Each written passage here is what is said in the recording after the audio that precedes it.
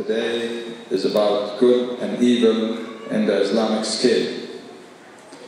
At the beginning, we need to define good and evil.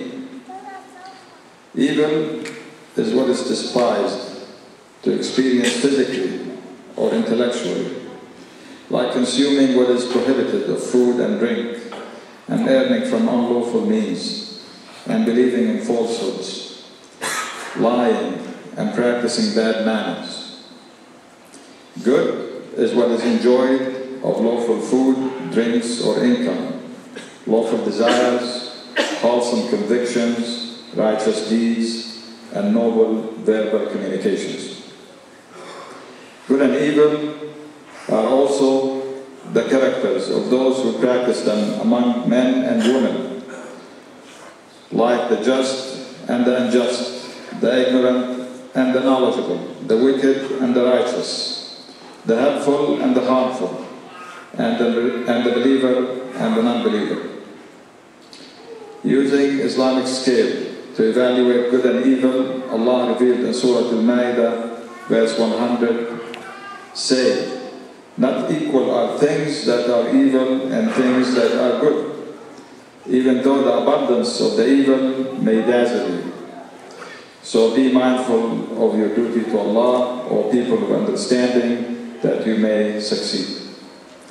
Dear brothers and sisters, this verse provides a divine principle and a proof of proper evaluation between good and evil. The verse is also a source for etiquette and teaching.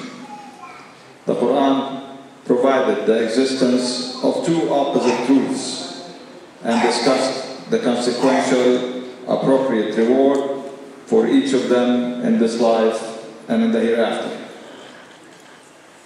Allah said, "Say, not equal are things that are evil and things that are good." Allah directing His Prophet ﷺ to inform all Muslims that good and evil of deeds and wealth are not equal in the sight of Allah, and for each type there is a set of appropriate divine rules. Similarly, good and evil individuals will be rewarded or punished according to Allah's knowledge and wisdom. So all what is evil of deeds and choices, physical or intellectual actions, men or women, will always attract what is similar to them. And all what is good of deeds, sayings, and choices, and physical and intellectual actions that please Allah and righteous men and women will always attract goodness and will be with what is like them in this life and in the hereafter. Allah said in Surah An-Nur, verse 26, "Evil women are for evil men, and evil men are for evil women. Good women are for good men, and good men are for good women." This is a divine rule which Allah brings to mankind.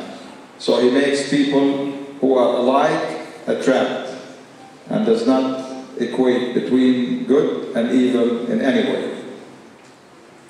Ironically, we always find evil flourishing, similar to other bad things that attract people with their glitter, which always sways people away from the true path.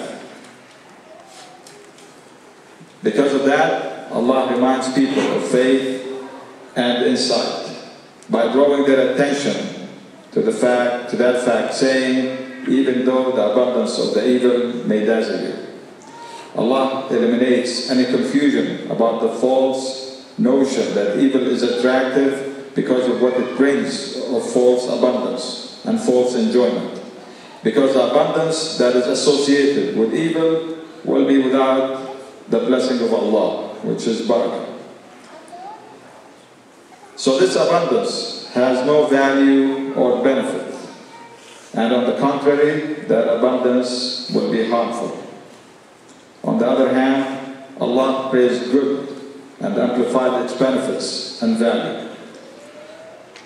Ibn Abi Haytham narrated that Abdurrahman al-Iskandarani said, Umar ibn Abdul Aziz received a letter from one of his governors on one of the provinces, informing him that the revenues are decreasing. Umar responded saying, Allah said, not equal are things that are evil and things that are good, even though the abundance of the evil may dazzle you. So if you can match injustice, goodness, and righteousness, the one who was in command before you, practicing injustice and transgression, then do so. And there is no power except with Allah. So the Caliph Umar ibn Abdul Aziz commanded his government to practice justice, goodness, and righteousness to get the blessings that will increase the value of the reduced revenue, and which will bring more benefit than the abundant revenue that came through injustice and aggression.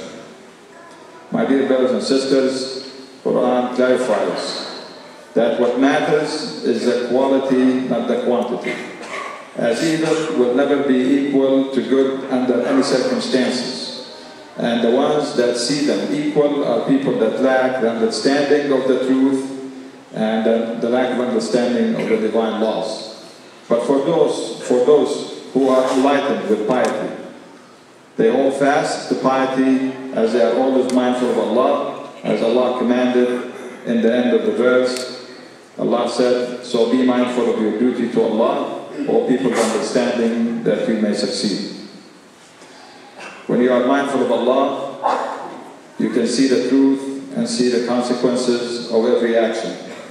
Goodness on earth exists and is lasting and will always prevail, while evil, whether it is of people, wealth, or material things, is always temporary and will fade, vanish, and be lost in this life. And in the hereafter, evil will be identified and collected to lead its owner to the hellfire. So those who commit evil will be punished for their evil actions, while those who do good will be recognized and rewarded for their actions with lasting happiness and eternal enjoyment. Allah explained the two different outcomes in Surah Al-Anfal, verse 37. Allah said, so that Allah may separate the evil from the good and joins the evil, piece upon piece, and then heap them all together into hell. Verily, those are the losers. So let us all make a covenant with Allah to plant good in our hearts so we can harvest goodness. Allah said in Surah Al-A'raf, verse 58, as for a good land, its vegetation comes out with the permission of its Lord, but that which is bad does not grow except what is bad. So this is an example for the good and the wicked among mankind, and an example for the hearts. So every heart that is sowed with the seed of love for Allah will produce goodness and obedience. And the heart that has a seed of evil will produce evil desires and wicked conducts. So dear brothers and sisters, find out which seed did you plant in your heart, and follow the guidance of the Quran to distinguish between good and evil. And always remember the blessings of Allah upon you and His guidance to you. With all of that, you will attain success in this life and in the hereafter. Assalamu alaikum.